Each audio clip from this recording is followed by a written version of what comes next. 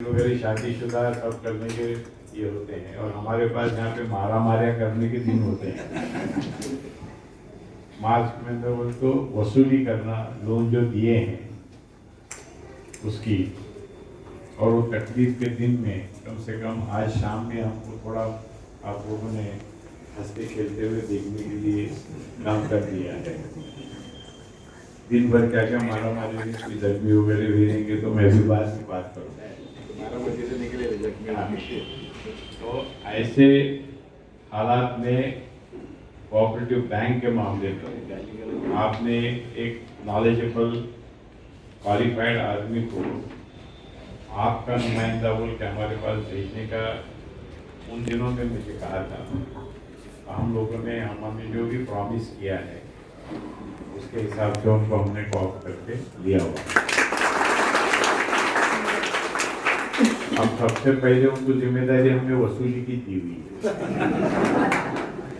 ताकि कितना आसान काम होता है वो समझ में आ जाए। तो आप लोग भी उनके साथ में जरा पत्रे वितरे फेंकने के लिए आए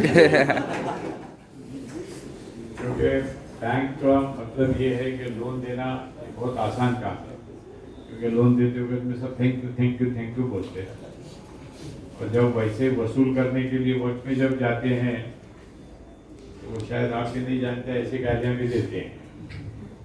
लेकिन जिम्मेदारी है क्योंकि कौम का पैसा लगाया हुआ है और कौम के पैसे से गरीब ज़रूरतमंद इनको मदद करने के लिए ये काम किया गया है।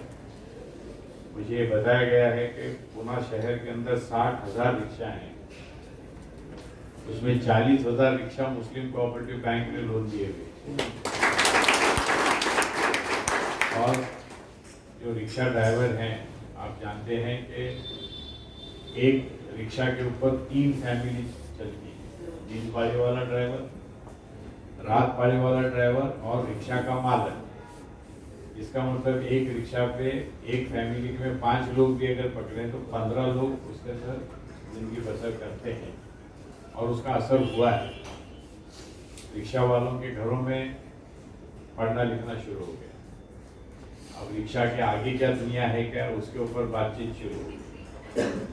और ये सारी जो चेंजेस आती हैं प्लानिंग के साथ में काम करने की वजह से होती है। और भी बहुत सी ऐसी चीज़ें हैं कि बैंक की वजह से लोगों को मदद हुई है, सपोर्ट मिला है और उनका रफ्तार सोच विचार सब बदल चुका है। मैं आप लोगों को रिक्वेस्ट क्या कर रहा हूँ, आपकी बस्ती जहाँ पर ज़्यादा है वहाँ के स्कूल कौन कौन से, और वहाँ पे अगर अपने बच्चे ज़्यादा हैं तो उनको बदले हुए हालात में बदले हुए तरीक़ेकार जो पढ़ने पढ़ाने के हैं बदल चुके हैं। अभी ब्लैक बोर्ड चॉक से पढ़ाना ये गाली देने के बराबर है। आप लोगों को शायद ये भी नहीं मालूम है और उसको समझना ज़रूरी है। जितना जल्दी समझें उतना स्पीड से आप नेक्स्ट जनरेशन जो है आगे बढ़ेगी। लिखना दुनिया में बंद हो चुका है, टाइपिंग भी बंद हो चुका है। आप हाथ में मोबाइल लो, उसके ऊपर बोलेंगे तो टाइप होगा, आप बोलने जी नहीं आए तो क्या करने का। अब अमेरिका के अंदर जाके है कि फंसी उर्दू में बात करोगे, क्योंकि दुनिया में बाहर जाने के लिए सब लोग चाह रहे हैं कि अपना बच्चा फॉरेन में जाए। अभी फॉरेन में जाके शोलापुर वाली उर्दू तो बोल के नहीं चलेगा, क्योंकि शोलापुर वाली बीजापुर वाली उर्दू के अंदर पहले 2-3 गालियाँ देना पड़ता, फिर अल्लाह का नाम लेना पड़ता, फिर रसूल का नाम लेना पड़ता, उसके बाद में बात शुरू होती है। ये सारी दुनिया को हम लोगों को भी पीछे छोड़ना पड़ेगा, और पीछे छोड़ने के लिए पहली जो रिक्वायरमेंट है, ज़रूरत है, वो तालीम की है। तो मैं चाह रहा हूँ कि आप लोग उसके अंदर पहले एक टीम बनाएं और बेहतरीन बदली हुए हालात के अंदर तालीम कौन सी दी जाए और उसको हम बच्चों तक किस तरीके से पहुंचा सकते हैं, ताकि हमारे बच्चे नौकरी की एप्लीकेशन लेके घूमने की ज़रूरत नहीं है, नौकरी देने वाले बने और दूसरों को एम्प्लॉयमेंट देने वाले बने। ये पॉसिबल है, ये पॉसिबल है। एक तो कॉन्फिडेंस आ जाएगा और कॉन्फिडेंस आने के बाद में एक अलग तरीके का इंसान की ज़िंदगी में आता है। हमने भी दिन देखे हुए हैं, आपसे भी बदतर दिन देखे हुए हैं, लेकिन इसका मतलब ये नहीं है कि आप अगर कोशिश करते हैं तो आपको कामयाबी नहीं मिलती, कामयाबी मिलती है। इस पे भी आप भरोसा करें। और मैं चाह रहा हूँ कि तालीम के साथ साथ में बिजनेस के अंदर आप लोग किस तरीके से कोई कमांडिंग पोजीशन में आ सकते हैं। आपका क्या क्या जो भी बिजनेस है, एक किराना दुकान है तो उस एरिया का सबसे बड़ा किराना दुकान कैसा बन सकता है क्या, इसके ऊपर काम करें। बैंक है, बैंक साथ में रहेगी। फाइनेंस किस तरीके से लेना, और फाइनेंस लेने के लिए पहले आपकी जमात के जो भी रिलीजियस लीडर हैं उनके पास उनको भेजने का, और उन्होंने कसम खाने का कि हम लोन फेरना चाहते हैं और वो आपने रिकॉर्ड करने का, और उसके बाद में फिर हम हमारे पास भेजने का। तीसरी चीज मैं आप लोगों को रिक्वेस्ट कर रहा हूँ कि आखिर दुनिया की सब बातें बंद कर दो। आखिर दुनिया की सब बातें बंद करो। मोदी साहब क्या कर रहे हैं, शाह साहब क्या कर रहे हैं, वो नहीं भी कर रहे तो अपने को कुछ फर्क नहीं, और कर रहे हो तो अपने कुछ फर्क है नहीं। कई के लिए इस पर बात करते हो। ऐसी चीजों पे बात करना बंद कर दो। जमात ने अपने जमात को, अपने जमात के आने वाली पीढ़ी को आगे बढ़ाने के लिए क्या करना, रात दिन इसके ऊपर बात, क्योंकि इससे फर्क पड़ने वाला है। दुनिया में क्या चला है इसका नॉलेज लेके बातें करने से कुछ फर्क नहीं पड़ने वाला। उल्टा टाइम अननेसेसरीली जा रहा है। व्हाट्सएप के ऊपर रात भर बैठे हुए हैं। मैं पूरे दिन के अंदर 2-3 चीजें देखता हूँ व्हाट्सएप पे भी। वो भी क्या है, हमारे जो बैंक से है, अपने इंस्टीट्यूशन से कुछ मैसेज आए तो नहीं, बाकी का नहीं देखता। उसके ऊपर क्या रहता है व्हाट्सएप के अंदर, ऐसा होना चाहिए, वैसा होना चाहिए, कर लेंगे किसने, उतना छोड़ के बात होती रहती। हम क्या चाह रहे हैं कि कम से कम बुजुर्ग लोग जो हैं, सीनियर जो लोग हैं, जो सचमुच अपने जमात के दर्दमंद हैं, उन्होंने इस चीज के ऊपर एक जगह आकर आपस में इख्तिलाफात रहेंगे, वो करें उसको दफना कर एक पॉइंट का एजेंडा, और वो एजेंडा रहेगा कि फाइनेंशियली, एजुकेशनली, सोशली हम लोग कैसे आगे जा सकते हैं। और पूना जैसे शहर के अंदर अगर आप वो नहीं कर पाएंगे तो कहाँ कर पाएंगे। पूना जैसे शहर के अंदर अगर आप इन चीज़ों को आगे बढ़ाएंगे तो पूरे हिंदुस्तान में जहाँ जहाँ पर भी आपकी जमात के लोग रहते हैं ना, वहाँ तक आप पहुँच सकेंगे। और ये विजन लेकर आगे बढ़ने के लिए हम लोग चाहते हैं कि हम आपके साथ में रहेंगे, उसके साथ में रहेंगे। अगर ये चीजें नहीं होंगी तो दावतों में साथ में रहेंगे, और हो सका तो जमात में एक आधा कोई गया, हमारे तरफ भी एक आधा कोई गया तो साथ में रहेंगे, और उससे कुछ फर्क नहीं पड़ेगा। और मुझे पक्का याद है कि एक जमात इतने दिल से, लगन से एक जगह पर आती है तो इसका मतलब है जमात के अंदर एक दर्द है। और हो सकता है काम करते वक्त में अगर आपको कोई बेदर्द भी नजर आया तो जो हम साथ में दर्द लेकर रहेंगे, क्योंकि जमात में भी ये होता है कि काम करने के लिए अब आगे बढ़े तो मोहब्बत करने वाले बाहर के लिए लेते, अपने जमात रखने के लिए। आपको ऐसा एक्सपीरियंस आया था? इसकी वजह से तो बाल गए। समाज का काम करते वक्त में जब तकलीफ होती है, आदमी को बुरा लगता है कि मैं कर रहा था क्या, किसके लिए कर रहा था। घर-दार छोड़ के, घर वाले जो तकलीफ दे रहे वो अलग, किधर गए थे, कब आए थे, क्या चलेगा है, वो एक अलग ही रहता है। इसके बावजूद मैं काम कर रहा था, लेकिन सताने वाले बाहर वाले नहीं थे, अपने जो लोग थे, लेकिन उसको छोड़ दो। हमने क्या समझा है आपके मालूमात के लिए बोलता हूँ, आप जरा लिख के देखो।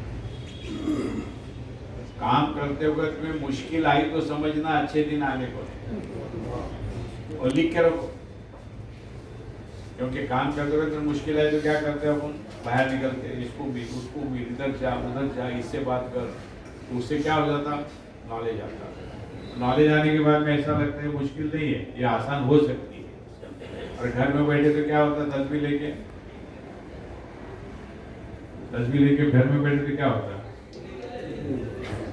लंबी दुआ होती, दवा छोड़ के। दुआ की जरूरत है क्या? है, लेकिन साथ साथ में दवा की जरूरत है, साथ में दुआ की भी जरूरत है। मैं इसलिए आपके सामने बात रख रहा हूँ। मैं चाह रहा हूँ कि मुस्लिम कोऑपरेटिव बैंक के इलेक्शन के जरिए जो कुछ भी सामने आ रहा है उसको मद्देनजर रखते हुए अपने कम्युनिटी के लिए हम कुछ अलग से कुछ कर सकते हैं क्या, इसके ऊपर भी आप लोग एक्शन के साथ में सोच विचार करें। मदद करना हर मुस्लिम के खून में है, खून में है। एक हमारा भिखारी भी अगर रास्ते पे बैठा है आधी रोटी लेकर और दूसरा भिखारी आया तो उसमें भी आधी रोटी निकाल के वो देता है। मदद करने का ऐसा नहीं है कि मदद करने वाले 4 लोग हैं, मदद करने वाले भी बहुत लोग हैं, लेकिन सच्चे और अच्छे लोगों के तलाश में है। और सच्चे और अच्छे लोग भी नहीं मिल रहे, ये उनकी कंप्लेंट है। जब हम लोग उनको मिले तो पैसे दे के मदद करके खुश होते थे कि बाबा हमारे दिल में एक जो ये करना था आप लोगों ने उसको पूरा। पूरे हिंदुस्तान के अंदर अलीगढ़ मुस्लिम यूनिवर्सिटी जितने भी यूनिवर्सिटी हैं, हमारे कैंपस में 27,000 बच्चा पढ़ता है एक कैंपस में, और उसमें लड़कियों की तादाद सबसे ज्यादा है, क्योंकि उनको इस बात की गारंटी हो गई है कि यहाँ पे सारे तरीके के अरेंजमेंट अच्छे हैं और यहाँ पे बच्चियाँ सेफ हैं।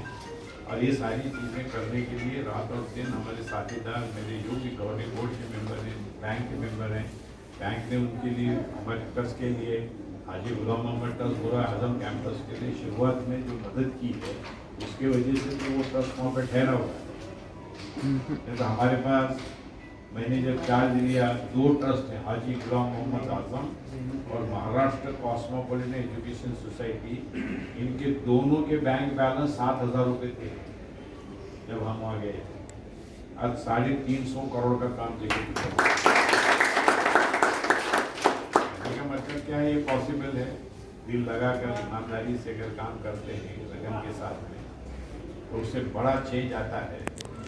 हुजूर क्या तकलीफ उठाए, मक्के में उनको क्या रोज फूल हार मिलते थे क्या? इसका मतलब क्या है? मुश्किल से अल्लाह प्लानिंग के तहत भी आपको गुजारता है। ये सब सीखो। हुजूर तिजारत करते थे क्या नहीं? हुजूर वर्जिश करते थे क्या नहीं? अभी कल से क्या करने का? सुबह में 4 बजे उठने का, 4 किलोमीटर पहले दिन, 5 किलोमीटर दूसरे दिन वर्जिश करो, उससे क्या हो जाएगा?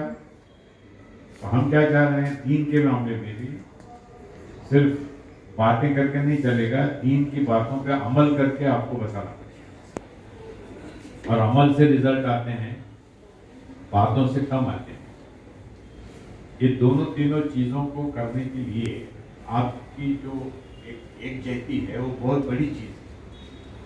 आज भी जितनी भी डिफरेंस है, फिर भी मैं भी आया तो एक दूसरे के नज़दीक आप पहुंच जाते, दिल की बातें करने लग जाते। मुश्किलात अगर हैं तो उसको रिजॉल्व कैसा करना, इसकी बातें करने लग जाएंगे। ये सारी ताकत आपकी जो है, मैं चाह रहा हूँ कि तालीम के मैदान से शुरू हो और उसके बाद में जो तालीम के मैदान में आगे किस तरीके से बढ़ाया जा सकता है, जैसा कि कंप्यूटर का मामला है, उन दिनों में अगर जमात में आने वाले दिनों में क्या लगने वाला है उसके ऊपर पूरा अगर मालूमात होती है तो आज कितने आगे चले गए होते हैं। आज भी देर नहीं हुई। अगर हम चाहते हैं कि वहाँ पे स्कूल नहीं है तो हमारे कैंपस में टाइम रखो, यहाँ पे बच्चे पढ़ रहे हैं, अंग्रेजी बोलना सीखना पड़ेगा कि नहीं?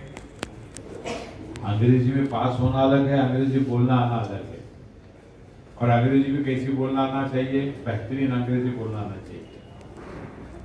तो उसके क्या ट्रेनिंग देने का है, तो बोलिए हम उसके ट्रेनिंग देने को तैयार है। 3 साल से 6 साल की उम्र तक के जो बच्चे हैं उनको पहले ये बात करना सिखाइए। कुछ भी नहीं आया, लिखने भी नहीं आया तो भी कोई प्रॉब्लम नहीं है। अंग्रेजी अच्छा बोलने भी आ गया, रिक्शा का भी धंधा करेगा तो सबसे ज्यादा रिक्शा पैसेंजर उनके रिक्शा में बैठे। बहरा भी बनेगा तो 5 स्टार का बनेगा, समझे? तो अच्छा अंग्रेजी बोलना सिखाने का अगर है तो आप लिस्ट बनाइए बच्चों की, और आसपास के नज़दीकी कोई स्कूल नहीं है तो हम यहाँ पे किस तरीके से ये कर सकते हैं, या हम एक टीचर आपको देंगे हमारे पगार से, तो बच्चों को अच्छा अंग्रेजी बोलना सिखाएंगे, और वो जब बोलना सीखेंगे घर में एक अच्छा माहौल बन जाता है। और आप जानते हैं कि आने वाले दिनों में सारा मामला ऑनलाइन होने वाला है, और आपको कुछ भी नहीं मालूम है उसका, तो कम से कम लड़के को नहीं मालूम है, मालूम भी है तो बैंकिंग बिंकिंग लड़के के नाम पे मत करो, क्योंकि लड़का गुस्से में रहता है, अब्बा जान ने मेरे को मेरे वक्त में पैसे मदद नहीं किए बोल के, और अगर आपने उनको कुछ डिटेल बता दिए तो ज़रा तुमको तकलीफ होने की चांसेस रहेंगे। तो पोते को रखना ज़रूरी है, तो पोते को साथ में लेकर मदद करना है तो उसको पहले ट्रेनिंग देना पड़ेगा, और वहाँ से आने वाले 10 पीढ़ियों तक जो चेंज लाने का है वो आ जाएगा, और उसकी शुरुआत इस जमात ने यहाँ से अगर की तो उसका असर पूरे हिंदुस्तान के ऊपर, आपकी जमात के ऊपर होगा। यहाँ पे वो आए हुए हैं, सिंसियर हैं, हार्ड वर्किंग हैं और भागदौड़ करने वाले हैं। मेरी आप लोगों को एक ही दुआ है कि उनको सताओ मत, क्योंकि कम्युनिटी के अंदर कभी कभी तकलीफ हो जाती है, उनके लिए दुआ कीजिए। दवा हम दे चुके हैं, और अभी इसके आगे मुश्किल से गुजर के अच्छे दिन लाने वाले लोगों के अंदर उनका नाम हम लोगों ने बहुत बहुत शुक्रिया। ऐसी ही आपस में हम एक दूसरे के साथ में बैठते उठते रहेंगे, और जब भी कुछ ऐसे प्रॉब्लम आएंगे तो हमारे बैंक के डायरेक्टर भी लोग हैं, ये सब जानकार लोग हैं और सब अपने अपने फील्ड के एक्सपर्ट लोग हैं। ये भी आपके साथ में जैसी भी ज़रूरत पड़ेगी साथ में रहेंगे। इतना कहकर और एक बार आप सब लोगों का शुक्रिया अदा करता हूँ। देर इसलिए हुई, रास्ते कॉरपोरेशन वालों ने बंद करके रखे थे। मेरे को जो आने के लिए 3 मिनट लगते थे और 1 किलोमीटर में आ सकता था, मुझे 30 किलोमीटर घूम के आना पड़ा। हाईवे तो ये थी बात, और ये भी फेल हो गए। रास्ते पे इतनी रश थी कि इन्होंने इनको सरकाए तो मुझसे सरके तक दूसरे शेरों का आगे सामने, लेकिन फिर भी हम यहाँ पे पहुँचे। देर हुई इसके लिए मैं हम माफ़ी चाहता हूँ, क्योंकि इतने लोगों को यहाँ पे इतनी देर तक रुकने की जरूरत पड़ी। इसके लिए साथ में है, इतना मैं कहता हूँ, और अल्लाह इसके बाद यंग बॉयज की तरफ से जनाब पी इनामदार